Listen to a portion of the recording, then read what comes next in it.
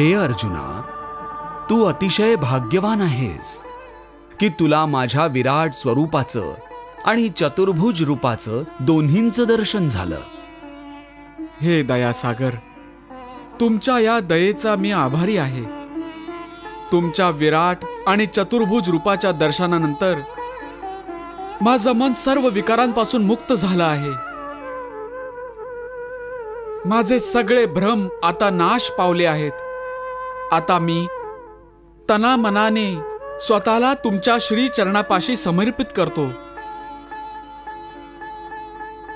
हे स्वामी, तुमच्या भक्ताच्या या तुच्छ समर्पणाचा स्वीकार करावा आणि आज्ञा द्या. मी तुमच्या प्रत्येक आज्ञेचं पालन करीन. हे भक्ता, मी तुझं हे समर्पण स्वीकार करतो. तू नेहमीच माझ्या दयादृष्टीखाली राहिलेला आहेस, म्हणून मी अतिशय गोपनीय असं ज्ञान तुला प्रदान केलं आहे. मी तुला धर्मयुद्ध आणि आक्रमण करायची आज्ञा करीन त्याआधी माझी अशी इच्छा आहे की जे दिव्य ज्ञान मी तुला प्रदान केलेलं आहे त्याबद्दल कुठली जर शंका किंवा कुशंका किंवा कुठलेही प्रश्न जर तुझ्या मनात असतील तर तू ते आत्ताच विचार.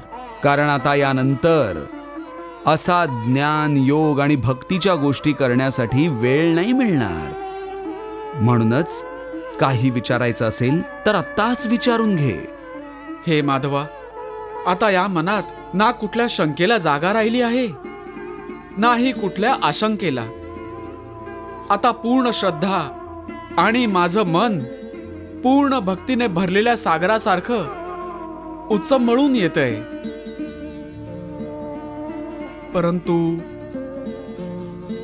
परंतु काय अर्जुना?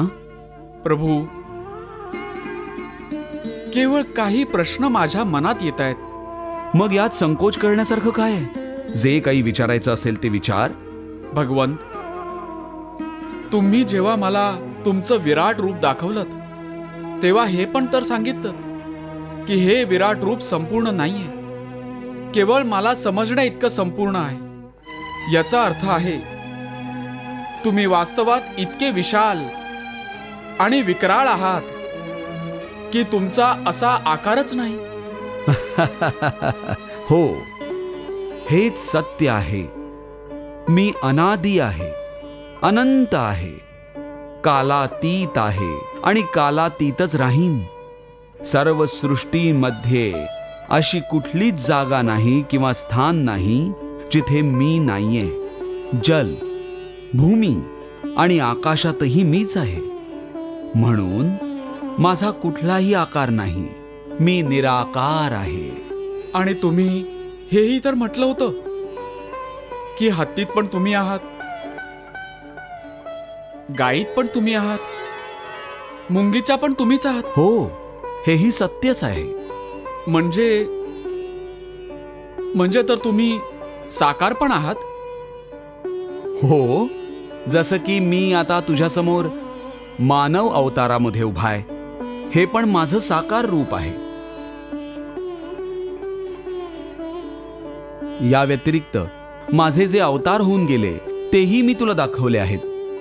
ते सर्वही साकारच होते, पण माझं सगळ्यात खरं आणि विशाल रूप जे आहे ते निराकार आहे.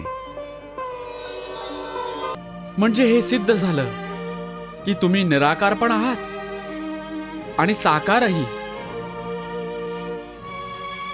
तुमचे भक्त जे तुम्हाला साकार समजतात ते तुमच्या अवताराच्या प्रतिमा बनवून तुमची पूजा करतात,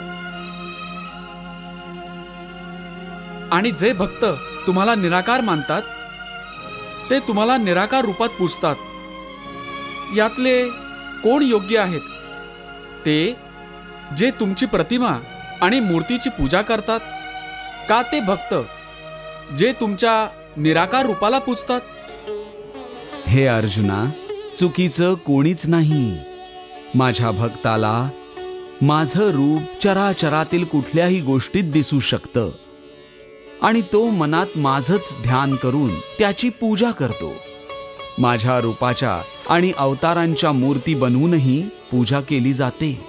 ज्यांना या मूर्तीमध्ये माझं विशाल रूप दिसत नाही, ते माझ्या अनादी आणि अनंत अशा निराकार रूपाची पूजा करतात. दोन्ही प्रकारचे भक्त भक्तीच्या मार्गावरूनच चालतात. चालत चालत माझ्याच दिशेने पुढे येतात. कोणी वृद्ध अशक्त असेल तर काठीच्या आधाराने माझ्यापर्यंत चालत येतो. कोणी काठीचा आधार न घेता येतो.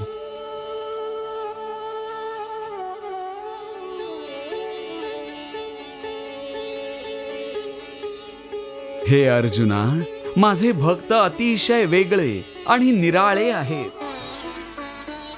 कोणी मला आपला पिता मानून माझ्याशी पुत्राचं नातं जोडतो, तर कोणी मला माते समान मानतो, तर कोणी मला सखा मानतो, तर कोणी माझ्याशी प्रेमाचं नातं जोडतो, जशा गोकुळातल्या गोपी.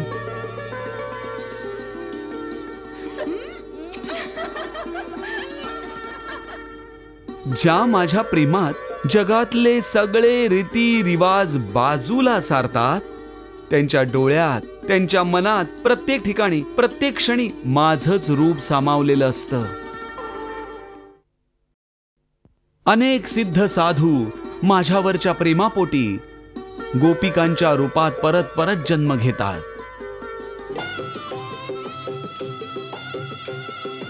मी सर्व भक्तांना त्यांच्या भक्तीचं फळ त्यांच्या आवडत्या रूपात देतो.